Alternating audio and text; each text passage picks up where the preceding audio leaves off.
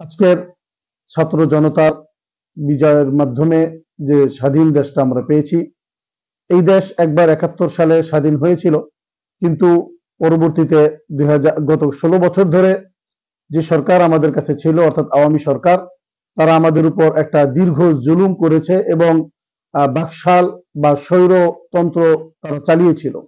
ফলে জনগণ স্বাধীন দেশে থাকা সত্ত্বেও নিজেদেরকে পরাধীন মনে করেছে, এবং এটা যে পরাধীন সবাই প্রত্যেকটা জনগণ মনে করেছে, এটা বিজয়ের দিন দেখা গিয়েছে। অর্থাৎ ৫ই আগস্ট যখন ঘোষণা এলো যে সরকার তার দায়িত্ব থেকে পদত্যাগ করেছে এবং তিনি দেশ ছেড়ে চলে গিয়েছেন, তখন পুরো বাংলাদেশের যে আনন্দের একটা উল্লাস দেখা গিয়েছে, সেখান থেকে আসলে বোঝা গিয়েছে যে আসলেই গত ১৬টা বছর ধরে প্রতিটা মানুষ নিজেকে পরাধীন মনে করত, কেউ নিজেকে স্বাধীন মনে করত না।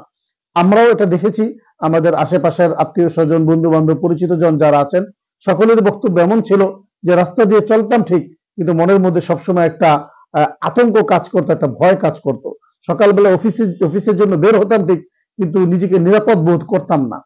তো এই যে একটা আতঙ্ক, এই যে একটা অনিরাপদ একটা রাষ্ট্র ছিল, এই সরকার পতনের মাধ্যমে মানুষ এটা প্রকাশ করেছে, আমরা এখন স্বাধীন হয়েছি। সুতরাং আমরা বলতে পারি ২০২৪ সালের ৫ই আগস্ট বাংলাদেশ নতুন করে আবার স্বাধীন হয়েছে। এই স্বাধীনতার জন্য যারা জান দিয়েছেন, তাদের জন্য আল্লাহ তাআলা তাদেরকে শহীদ হিসেবে কবুল করেন, শাহাদাতের মর্যাদা আল্লাহ তাআলা তাদেরকে দান করেন, এবং যারা বিভিন্নভাবে আহত হয়ে অসুস্থ হয়ে হাসপাতালে আছেন, আল্লাহ তাআলা তাদেরকে দ্রুত সুস্থতা দান করে দেন। এবং আরো যারা এখানে শ্রম দিয়েছেন, ঘাম ঝরিয়েছেন, আল্লাহ তাআলা তাদের সবাইকে কবুল করুন। এর পরবর্তীতে আমি আপনাদের কাছে যে আরজ করব, আমার যে আশাবাদ আমি জাতির কাছে বা সরকার ঊর্ধ্বতন কর্মকর্তাদের কাছে যে আশাবাদ ব্যক্ত করব, সেটি হলো পিছনের সরকার থেকে আমাদেরকে শিক্ষা গ্রহণ করতে হবে। শুধু এই সরকার নয়, বরং আমরা যদি দেখি কোরআনে কারীমের মধ্যে আল্লাহ রাব্বুল আলামিন এই কথাগুলো চমৎকার করে বলেছেন।